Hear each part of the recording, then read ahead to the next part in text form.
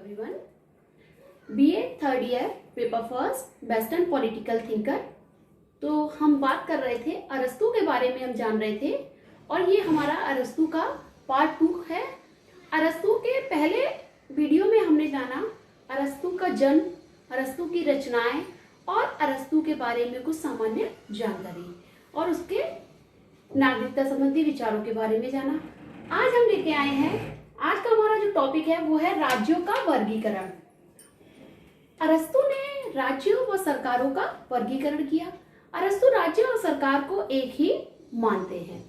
तो अरस्तू ने जो सरकारों का वर्गीकरण किया वो काफी सारे संविधानों का अध्ययन करने के बाद 158 देशों के संविधानों का विश्लेषणात्मक व तुलनात्मक अध्ययन करने के बाद उन्होंने ये देखा कि जितने भी सरकार है या जितने भी शासन है वो 3 प्रकार के होते हैं और अरस्तू ने हमें अपना राज्यों का वर्गीकरण प्रस्तुत किया। तो आइए देखते हैं अरस्तू के राज्यों का वर्गीकरण क्या कहता है। अरस्तू ने बताया कि राज्य सरकार के वर्गीकरण के अरस्तू के 2 आधार हैं, जिन आधारों को उन्होंने केंद्र मानकर अपनी सरकारों का वर्णन किया है। अरस्तू राज्य व सरकार को एक ही मानते हैं। अरस्तू के राज्य वर्गीकरण के 2 आधार हैं, शासकों की संख्या और शासकों का उद्देश्य। मींस अरस्तू ने अपने राज्यों का जो वर्गीकरण दिया उसमें एक तो शासन करने वाले कितने लोग हैं उसके आधार पर उन्होंने डिवाइड किया और दूसरा है कि जो शासक है उसका उद्देश्य क्या है, उसका लक्ष्य क्या है, वो अपने हित के लिए कार्य कर रहा है या राष्ट्रीय हित के लिए कार्य कर रहा है, प्रजा के हित के लिए कार्य करता है या वो स्वयं के हित की पूर्ति करता है। इस आधार पर अरस्तू ने अपने राज्यों का वर्गीकरण किया। अरस्तू के राज्य वर्गीकरण देने का एक और कारण था कि अरस्तू के समय में जो एथेंस में व्यवस्था चल रही थी उसमें बहुत उथल पुथल थी, राजनीतिक अस्थिरता का माहौल था, कोई भी सरकार अच्छे से कार्य नहीं कर पा रही थी और शासन व्यवस्था में बहुत से दोष थे। इसीलिए अरस्तू ने गहन अध्ययन के बाद अपना ये वर्गीकरण प्रस्तुत किया। तो आइए जानते हैं अरस्तू ने कितने रूप बताए।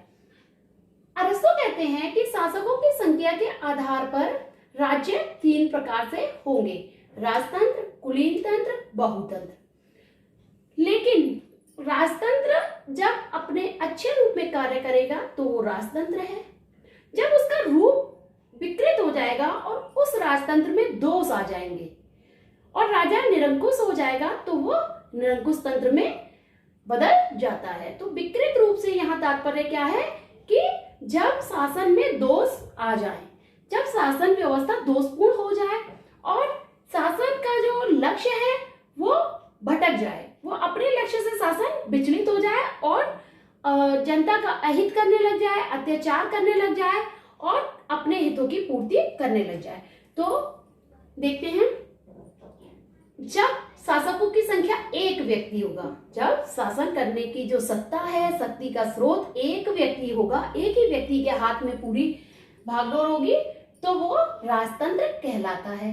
और ये राजतंत्र, इस राजतंत्र में राजा राज्य का प्रमुख होता है और वो अपने सभी कर्तव्य, नागरिक अपने कर्तव्यों का पालन पूरी निष्ठा से, ईमानदारी से करता है और उसका कर्तव्य पालन क्या होगा, नागरिकों का हित। तो राजा जो भी कार्य करेगा उससे जनता का हित होगा। तो इस तरीके से इसे हम कहते हैं मोनार्की। और मोनार्की एक ऐसी शासन व्यवस्था है जिसमें शासन करने वाला एक व्यक्ति होता है, वही सत्ता का सर्वोच्च अधिकारी है, उसी के द्वारा नियम बनाए जाते हैं और उसी के द्वारा लागू भी कराए जाते हैं। लेकिन अरस्तू का ये मानना था कि समय के साथ साथ धीरे धीरे, शुरू में शासन व्यवस्था अच्छी चलती है लेकिन धीरे धीरे शासन व्यवस्था में कुछ दोष आ जाते हैं, उनका रूप विकृत हो जाता है और अपने मार्ग से वो विचलित हो जाते हैं। और फिर क्या होगा कि जब राजा अपनी सत्ता व शक्ति का गलत प्रयोग करेगा और अपने मार्ग से विचलित हो जाएगा, तानाशाही उसमें आ जाएगी और वो अनैतिक हो जाएगा और क्रूर शासक के रूप में परिवर्तित हो जाएगा, तो वो तंत्र हमारा दूसरा बन जाता है निरंकुश तंत्र, टायरेनी जिसे कहते हैं। तो ये राजतंत्र प्रजातंत्र का विकृत स्वरूप है। मीन्स जब प्योर टाइप है, जो अच्छा स्वरूप है राजतंत्र, उसमें जब कमियां आ जाती हैं, दोष आ जाते हैं और राजा अपने मार्ग से विचलित हो जाता है, स्वयं के हित पूर्ति करने लगता है, तो वो निरंकुश तंत्र में परिवर्तित हो जाती है। फिर हम देखते हैं कि एक व्यक्ति के द्वारा शासन किया जा रहा राजतंत्र और वही शासन का विकृत रूप निरंकुश तंत्र है।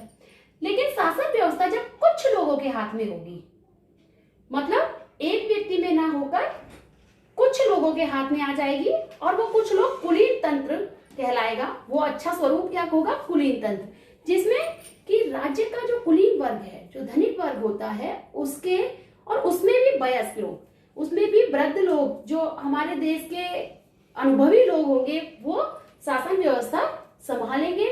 तो ये जो होगा जहां कुलीन तंत्र, उसमें शासन व्यवस्था की सत्ता व शक्ति का स्रोत कुछ व्यक्ति होंगे जो शासन संभालेंगे। तो ये इनका जो उद्देश्य है वो समाज की सेवा, राज्य का कल्याण करना होगा। लेकिन धीरे धीरे इसमें भी क्या होगा कि कुछ लोग तानाशाही का रूप धारण कर लेंगे और अपने ही हित में कार्य करने लगेंगे, तो इसका भी स्वरूप विकृत हो जाता है और इसका जो विकृत स्वरूप है वो धनिक तंत्र में बदल जाता है। धनिक तंत्र ये ओलिगार्की, कुलीन तंत्र को एरिस्टोक्रेसी कहते हैं और धनिक तंत्र में भी शासन सत्ता कुछ ही व्यक्तियों के हाथ में होगी। बस क्या होगा कि उसमें कमियां आ जाएंगी। जो उद्देश्य कुलीन तंत्र का था, समाज सेवा, राज्य का हित, लेकिन वो क्या होगा, वो स्वयं के हितों की रक्षा करने लग जाएंगी। तीसरा उनका जो प्रकार था अनेक व्यक्ति, तो शासकों की संख्या बढ़ते बढ़ते अनेक लोगों के हाथ में हो जाएगी, जिसे वो कहते हैं बहुतंत्र, जिसे पॉलिटी के नाम दिया इन्होंने। और ये पॉलिटी क्या होगा कि जब यहाँ बहुमत के आधार पर निर्णय लिए जाएंगे और शासन करने वाले व्यक्ति अनेक होंगे, तो ये बहुतंत्र कहलाएगा। लेकिन इसका उद्देश्य भी सबकी हित होगा, सबकी रक्षा करना होगा और जो निर्णय लिए जाएंगे वो सर्वसम्मति से लिए जाएंगे। लेकिन जब इसमें बहुत अधिक कमियां आ जाती है तो इसका स्वरूप बदल जाता है और वो बन जाता है प्रजातंत्र। तो प्रजातंत्र को अरस्तु सबसे खराब शासन व्यवस्था बताते हैं डेमोक्रेसी को। तो वो क्या कहते हैं कि प्रजातंत्र को अरस्तु भीड़ तंत्र कहते हैं। मींस ऐसा भीड़ तंत्र जहां बहुत सारे लोग हैं अपनी मनमानी करते हैं। सबसे निम्न कोटि का शासन प्रजातंत्र को ही बताया है। अरस्तु कहते हैं प्रजातंत्र का आशय उस विधान से है जिसमें निर्धन जो बहुसंख्यक हैं शासन के कर्ता धर्ता होते हैं। तो क्या कहते हैं अरस्तु कि प्रजातंत्र वो शासन व्यवस्था है जिसमें शासन की भागडोर निर्धन लोगों के हाथ में हो जाती है और जो संख्या में बहुत ज्यादा होते हैं।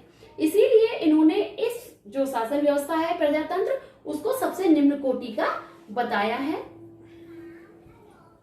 और कहा है कि निर्धनों के हित की रक्षा के लिए ही प्रजातंत्र बना है। तो इस तरीके से अरस्तु ने अपने जो राज्यों का वर्गीकरण किया, उसमें राजतंत्र जो एक व्यक्ति द्वारा शासन व्यवस्था की जाएगी और उसका विकृत रूप निरंकुश तंत्र। कुछ व्यक्ति जब शासन करेंगे और वो भी कुलीन तंत्र से होंगे, जो धनी वर्ग होगा, संपन्न वर्ग होगा, तो वो कुलीन तंत्र, और जब उसमें विकृति आ जाएंगी, खराबी आ जाएंगी, तो वो धनिक तंत्र के रूप में परिवर्तित हो जाएगा। बहुतंत्र जब बहुत सारे व्यक्ति शासन व्यवस्था संभालेंगे लेकिन उसमें कमी आ जाएंगी, तो वो प्रजातंत्र होगा। तो अरस्तु जो बताते हैं, अरस्तु कहते हैं कि शासन व्यवस्था जैसे जैसे समय परिवर्तित होता है, जिस तरीके से मौसम बदलता रहता है, उसी तरीके से शासन व्यवस्था में भी एक चक्र की भांति चलती रहती है। सबसे पहले राजतंत्र होता है, फिर उसका निरंकुश तंत्र आता है और वो बदलता है कुलीन तंत्र में, कुलीन तंत्र वर्ग तंत्र में, वर्ग तंत्र बहुतंत्र में, बहुतंत्र प्रजातंत्र में और फिर से राजतंत्र आता है। तो इस प्रकार से एक चक्र का स्वरूप है, जो चक्र निरंतर चलता रहता है, ऐसा अरस्तु बताते हैं। तो अरस्तु क्या कहते हैं कि ये चक्र चलता रहेगा और इसमें सबसे अच्छा अरस्तु जिसे बताते हैं वो कहते हैं पॉलिटी। पॉलिटी सबसे अच्छा शासन है, उसके बाद वो राजतंत्र का समर्थन करते हैं। तो पॉलिटी को सर्वश्रेष्ठ राज्य कहा है अरस्तु ने। अरस्तु ने पॉलिटी को सर्वश्रेष्ठ राज्य क्यों कहा है? चूंकि इसमें जो शासन की सत्ता होती है वो मध्यम वर्ग के हाथ में होती है। तो कुछ तर्क दिए हैं अरस्तु ने, जो वो बताते हैं कि पॉलिटी क्यों अच्छा शासन है। तो सबसे पहले तो पॉलिटी इसलिए अच्छा शासन है क्योंकि यहाँ एक मिश्रित सरकार की व्यवस्था है। पॉलिटी के अंतर्गत कुलीन तंत्र व लोकतंत्र के अच्छे गुणों का समावेश करने की कोशिश की गई है। तो आइए जानते हैं कि पॉलिटी को अरस्तु क्यों बड़ी बेस्ट बताते हैं। पॉलिटी सर्वश्रेष्ठ राज्य है। तो पहला क्या बताते हैं, अच्छाई मध्यम वर्ग में वास करती है। तो अरस्तु बताते हैं कि जो हमारा समाज में 3 प्रकार के वर्ग हैं, जिसमें है एक है कुलीन वर्ग, धनी वर्ग है, और निर्धन वर्ग होता है, और बीच का जो वर्ग है वो मध्यम वर्ग होता है। अब अरस्तु कहते हैं कि शासन व्यवस्था ना तो बहुत अधिक संपत्तिवान लोगों के हाथ में होनी चाहिए और ना बहुत कम संपत्तिवान लोगों के हाथ, निर्धनों के हाथ में होनी चाहिए। क्योंकि जो अधिक ज्यादा संपत्ति जिसके पास है वो भोग विलासी हो जाता है, और जिसके पास संपत्ति नहीं है वो शासन व्यवस्था में अपना अच्छे से शासन नहीं कर पाता है, और उनमें एक हमेशा विद्रोह और द्वेष की भावना रहती है। तो इस प्रकार से हमारा जो मिडिल क्लास है, मध्यम वर्ग है, चूंकि वो बताते हैं कि समाज में बहुत कम संख्या में होते हैं धनी लोग और निर्धन भी कम होते हैं, और सबसे ज्यादा जो होता है वो मध्यम वर्ग होता है। और मध्यम वर्ग जो वर्ग है वो संयमी होता है, विवेकशील होता है, और उसमें अच्छे लोगों की संख्या अधिक होती है, जिनमें धैर्य होता है और जो समझ सोच कर विचार करके कोई निर्णय लेते हैं। इसलिए ये क्या कहते हैं कि अच्छाई मध्यम वर्ग में वास करती है। तो इसलिए पॉलिटी अच्छा है क्योंकि वहां शासन व्यवस्था मध्यम वर्ग के हाथ में है। मध्यम वर्ग के हाथ में है तो मध्यम वर्ग चूंकि जनसंख्या में भी ज्यादा है, तो नीतियां वहां बनेंगी तो सबके हित को ध्यान में रख के बनेंगी। तो बहुतंत्र क्यों अच्छा है, चूंकि अच्छाई मध्यम वर्ग में वास करती है। दूसरा, पॉलिटी क्यों श्रेष्ठ है, दूसरा ये रीजन देते हैं कि मध्यम मिश्रित शासन है, लोकतंत्र व वर्गतंत्र के गुणों का मिश्रित शासन है। तो ये क्या बताते हैं कि जो हमारे लोकतंत्र की जो क्वालिटीज हैं, जो वर्गतंत्र की क्वालिटीज हैं, कुलीन तंत्र की, वो अच्छी चीजें, अच्छे गुणों के लेकर एक बीच का रास्ता अपनाने की कोशिश की गई है, जहां मिश्रित सरकार की निर्माण की बात की गई है। और वो मिश्रित सरकार जो सारे शासन व्यवस्थाओं की अच्छाई लेके बनी हुई है, तो अपने आप में श्रेष्ठ हो जाती है, क्योंकि वहां इसकी कमियों को दूर कर दिया गया है और इसकी कमियों को दूर कर दिया गया, और इन दोनों के श्रेष्ठ क्वालिटीज को लेकर निर्मित की गई है। तो मिश्रित शासन व्यवस्था है, इसलिए ये सर्वश्रेष्ठ शासन व्यवस्था है। मध्यम वर्ग संयमी होता है। तो ये क्या कहते हैं कि अरस्तु कहते हैं कि निर्णय जो लिए जाते हैं वो आवेग में आकर नहीं लिए जाने चाहिए, बल्कि आवेग को छोड़कर विवेकपूर्ण होने चाहिए। आवेग में एक पल भर के उत्साह में डिसीजन नहीं लेने चाहिए, बल्कि सोच विचार कर पूरी तरीके से विवेक के आधार पर निर्णय होने चाहिए। और जो हमारा मध्यम वर्ग है वो विवेकशील है और वो संयमी है, धैर्य है, उसमें पेशेंस है, और बहुत जल्दी उत्सुक नहीं होता है, और सोच समझकर विचार कर अपने निर्णय लेता है। इसीलिए पॉलिटी जो शासन है वो अच्छा है।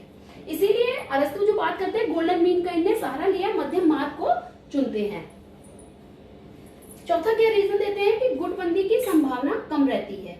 तो अरस्तु कहते हैं कि पॉलिटी जो व्यवस्था है उसमें गुटबंदी कम रहती है, चूंकि जो हमारा धनी वर्ग है वो अलग हो जाता है, निम्न वर्ग अलग हो जाता है, और बीच का बचा मध्यम वर्ग जो अपने आप से मतलब रखता है, और वो गुटबंदी उसमें कम होती है, संभावनाएं कम होती हैं। और जब गुटबंदी कम होगी, जब एक दूसरे के प्रति विद्रोह कम होगा, तो क्या होगा कि शासन व्यवस्था में स्थिरता देखने के लिए मिलती है, जो स्थिरता की बात अरस्तु चाहते हैं। क्योंकि अरस्तु का कहना है कि शासन व्यवस्था में स्थिरता होनी चाहिए, क्रांति नहीं होनी चाहिए। तो अरस्तु कहते हैं कि मध्यम मार्ग के द्वारा कार्य किया जाएगा, तो वहां गुटबंदी की जो संभावनाएं वो कम रहेगी और शासन स्थिर और सही रूप से चलता रहेगा। इसी जो स्थिरता की बात करते हैं, अरस्तु कहते हैं कि अस्थिरता शासन व्यवस्था है, जो शासन है, राजनीति है, उसमें एक स्थिरता होनी चाहिए, क्रांति नहीं होनी चाहिए। इसीलिए अरस्तु को रूढ़िवादी विचारक की श्रेणी में रखा गया है। और वहीं इनके विपरीत कार्ल मार्क्स कहते हैं कि राज्य में क्रांति होनी चाहिए, परिवर्तन होना चाहिए। तो मार्क्स को एक विकासवादी विचारक की श्रेणी में रखा जाता है। तो हमने देखा कि अरस्तु ने अपने राज्य का वर्गीकरण किया और बहुत अच्छे तरीके से उन्होंने बताने की कोशिश की है कि राज्य किस तरीके से होना चाहिए और कैसे राज्य पथभ्रष्ट होता है। तो हमारे सामने ये प्रकार निकल के आ जाते हैं, जिनका शुद्ध रूप भी है हमारे पास और विकृत रूप भी है। टोटल अगर हम देखें तो 6 प्रकार हो जाते हैं, और अगर हम उनका शुद्ध रूप में जाएं तो 2-3 प्रकार हमारे सामने निकलकर सामने आते हैं। इतना होने के बावजूद जो अरस्तु के ये विचार हैं, इनमें कहीं ना कहीं मतभेद होता है। और एक जो दूसरे विचारक हैं, उन्होंने इनके इस विचार में कुछ आलोचनाएं बताई हैं, वही आलोचनाएं आगे देखेंगे। तो अरस्तु के राज्य वर्गीकरण सिद्धांत की आलोचनाएं किस लिए की, क्या कहकर की जाती है? पहला, राज्य व सरकार को एक माना है। तो सबसे बड़ी कमी क्या है अरस्तु के इसकी, कि इसमें इन्होंने राज्य और सरकार को एक माना है, जबकि राज्य अलग है और सरकार अलग है। राज्य अमूर्त है और सरकार मूर्त है। तो राज्य एक ऐसी संस्था है जहां सारे नागरिक आ जाते हैं, और सरकार कुछ लोगों का प्रतिनिधि मंडल है जो शासन और राज्य की प्रशासनिक कार्य क्रियान्वित करने वाली संस्था है। तो अगर शासन और राज्य को एक ही मान लिया तो सबसे बड़ी इसकी आलोचना है कि ये दोनों अपने आप में अलग हैं, आप इनको एक नहीं कह सकते हैं। राज्य की शासन व्यवस्था चलाने के लिए सरकार होती है और राज्य और सरकार अपने आप में अलग हैं। एक बहुत बड़ा रूप है और एक बहुत छोटा रूप है। तो राज्य के टोटल नागरिकों से मिलकर बना है राज्य, और सरकार सिर्फ उनमें से कुछ चुने हुए लोगों के द्वारा निर्मित है। तो इन दोनों को एक मानना अरस्तु के इस वर्गीकरण की बहुत बड़ी कमी है। दूसरा, आधुनिक युग के लिए उपयुक्त नहीं है। तो अरस्तु की जो ये धारणा है, जो वर्गीकरण का सिद्धांत है, वो अगर हम देखें तो वर्तमान में वो फिट नहीं बैठता है, क्योंकि कुछ कमियां हैं। इन्होंने बताया राजतंत्र, कुलीन तंत्र, बहुतंत्र और प्रजातंत्र का ये खिलाफ हो गए। इन्होंने प्रजातंत्र को सबसे निम्न कोटि का बताया, जो कि आज वर्तमान के बिल्कुल विपरीत है। आज अगर हम बात करें तो सभी देशों में डेमोक्रेसी को बेस्ट पॉलिसी कहा जाता है। डेमोक्रेसी ही सभी जगह चल भी रही है और प्रजातंत्र ही सबके हित को मानता है, और प्रजातंत्र की अपनी अलग ही विचारधारा है, और जो आज विश्व विख्यात है और सभी शासन व्यवस्थाओं में कहीं ना कहीं देखने को मिलती है। तो वर्तमान में अगर कहें तो ये वर्तमान और आधुनिक युग के लिए उपयुक्त नहीं है, क्योंकि वर्तमान में प्रजातंत्र सबके हित के लिए बना है और प्रजातंत्र ही देखने के लिए मिलता है। और जबकि अरस्तु प्रजातंत्र के विरुद्ध है। अरस्तु कहते हैं प्रजातंत्र निम्न कोटि का है। तो इसलिए भी इनकी आलोचनाएं की गई हैं। यह यूनानी राज्यों तक सीमित है। कुछ विचारक कहते हैं कि अरस्तु की जो विचारधारा है वो कम से कम 2000 वर्ष पूर्व की विचारधाराएं हैं, और उस समय यूनान तक सीमित है, क्योंकि उस समय की शासन व्यवस्था को देखते हुए बनाई गई है, और इनका महत्व सिर्फ यूनान तक ही सीमित था, जो आज नहीं है। तो ऐसा कहकर भी इसकी आलोचनाएं की गई है। नेक्स्ट, इसकी आलोचना इसलिए भी की जाती है कि इसमें एकात्मक, संघात्मक, संसदीय, अध्यक्षात्मक रूपों का वर्णन नहीं किया गया। तो विचारक कहते हैं कि जो हमारे सामने वर्तमान समय में जो सरकारों के रूप हैं, जैसे एकात्मक सरकार, जैसे संसदात्मक सरकार, अध्यक्षात्मक सरकार, संसदीय सरकार, तो इन रूपों का तो कहीं वर्णन ही नहीं किया गया है। तो ये विचार अपने आप में बहुत प्राचीन लगता है और वर्तमान समय में कहीं भी उपयुक्त नहीं बैठता, क्योंकि आज हम जो समाज में देख रहे हैं, राज्यों का रूप देख रहे हैं, वहां हमारे सामने निकल कर आती है एकात्मक सरकार, जहां एक व्यक्ति एकात्मक सरकार, जहां पूरी राष्ट्र को एक ही उसमें रखा जाए, और संघात्मक सरकार, जैसे अपने भारत में कई राज्य हैं और राज्यों से मिलकर एक संघ का निर्माण किया गया है। तो इस तरीके से ये स्वरूप कहीं नहीं देखने मिलता है। और दूसरा, संसदीय सरकार, अध्यक्षात्मक सरकार, जैसे अमेरिका में अध्यक्षात्मक सरकार है, राष्ट्रपति ही कार्यकर्ता होता है। हमारे भारत में संसदात्मक शासन प्रणाली देखने को मिलती है, जहाँ कार्यपालिका अपने कार्यों के प्रति, व्यवस्थापिका के प्रति उत्तरदायी होती है। तो इन चीजों का वर्णन कहीं ना कहीं हमें अरस्तू के विचारों में नहीं मिलता है। ये कहकर भी अरस्तू के विचारों की आलोचना देखने के लिए मिलती है। आलोचना देखने के बावजूद हम अरस्तू के जो विचार हैं उनका महत्व कहीं ना कहीं राजनीति में आज भी देखते हैं। Thank you.